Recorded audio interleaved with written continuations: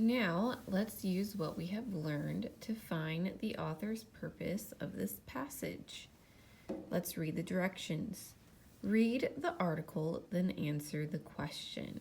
Now remember, there are special strategies that we do for reading a passage. We're not reading this passage for fun or reading it because we just want to. We are reading this passage to practice our strategies so that when we have passage tests, we know what to do.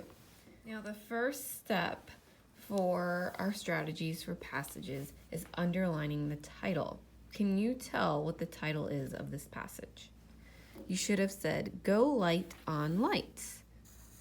That is the title of our passage. Next, we need to number or circle the paragraph numbers. Remember that paragraphs are a group of sentences with the same idea or theme. So here we can see a clue that this is a paragraph because the very first line goes in like a shelf. It's called an indent. So I have one paragraph. Do you know how many paragraphs we have in all? You should have said 2 paragraphs. So we only have 2 paragraphs. Now that we numbered or circled the paragraph numbers, we need to walk through the questions before reading the passage so we know what to be on the lookout for the answer. So let's look at the question. Why did the writer write this article? So we are looking for the author's purpose.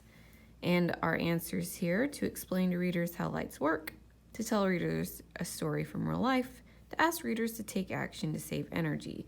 So we are asking ourselves, why did the writer write this article? Now that we walked through the questions, we need to read the passage. So I'm going to begin. No matter what your age, you can help save energy. Using less energy saves your family money. It also helps save the planet. It's time we all do our part. One easy thing you can do is turn off lights that aren't in use. If you leave a room at night, flip that light's switch off. The same goes for the TV set. If you're not watching it, shut it off. You can also make an effort to use less light. If you want to read during the day, sit by a window. Remember, every little bit you do really does help. Now that we read the passage, we're going to look at our question. Why did the writer write this article? Was it to explain to readers how light works? So do you see any evidence or proof from the paragraph telling us about how lights work? No, I don't. So we're going to put an X on that. Next, to tell readers a story from real life. Was this passage a story? Was it a story about real life? No, there was no story. There were no characters in it. So we're going to put an X. Now, before we bubble in our last answer, we need to find proof from the paragraph that makes this statement true. It says to ask readers to take action to save energy. So it sounds like the author's purpose is to persuade you to take action. So remember, our author's purpose, easy as pie. Persuade, I inform, or E entertain. It is to persuade the reader to take action to save energy.